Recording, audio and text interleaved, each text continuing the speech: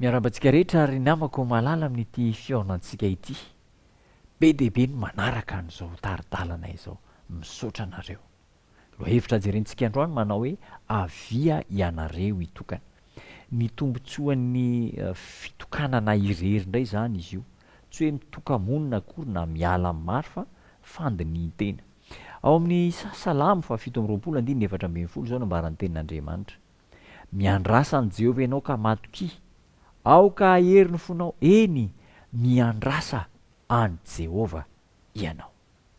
Ny tombotsoan'ilay atao hoe mitokana kely, miala sasatra kely, mandiny-tena, io le ataontsika hoe méditation personnelle, tena zava-dehibe io. Ka amin'le fotoana ahafahantsika mandiny-tena, fisaintsainana lalina momba an'Andriamanitra, dia iresaka manokana mahakasika momba an'Andriamanitra isika.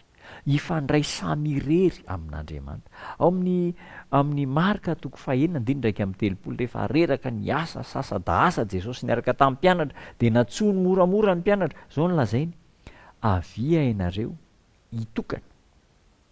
Baiko no amintsika koa zany zavatra izany.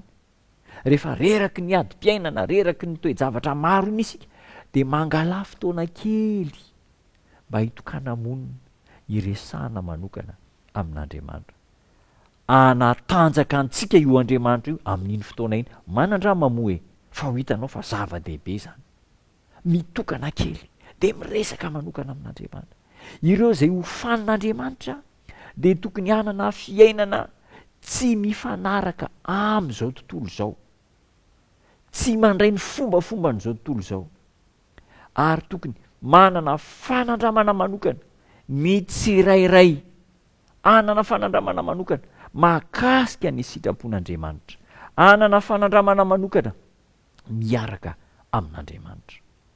Zao nambaran'ny sokatra masina ao amin'ny Salamo 4:2-10. Salamo 4:2-10 manao hoe: mitsahara ka aoka ho fantatrao fa izao no Andriamanitra, mitokana de mitsahatra miaraka amin'Andriamanitra. Le mitsahatra io tsy hoe matory fotsiny zany de eo matory miala sasatra eo, tsy zay ny tena heviny, fa miresaka amin'Andriamanitra amin'ny alalan'ny vavaka mangina, amin'ny alalan'ny fianarana ny teniny, amin'ny alalan'ny fandinitena manokana, méditation personnelle. Zava-dehibe io, mampitombo finoana io ry namako malala, mampitombo ny aim-panahy ihany ko io, ary tena hitanao fa misy fifamatorana akaiky de akaiky aminao sy Andriamanitra rehefa manatanteraka an'io ianao.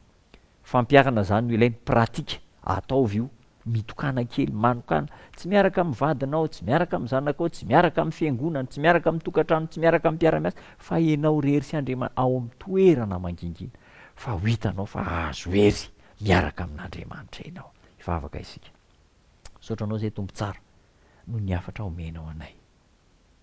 Omeo anay ny ho resy lahatra, hanana fotoana manokana iarahana aminao, hanovozana hery, ifandraisana aminao. Tombo tsara, tanterao amin'ny fiainanay zany, ka hampahery anay tokoa ianao, amin'ny anaranao Jesosy Tompo. Amen.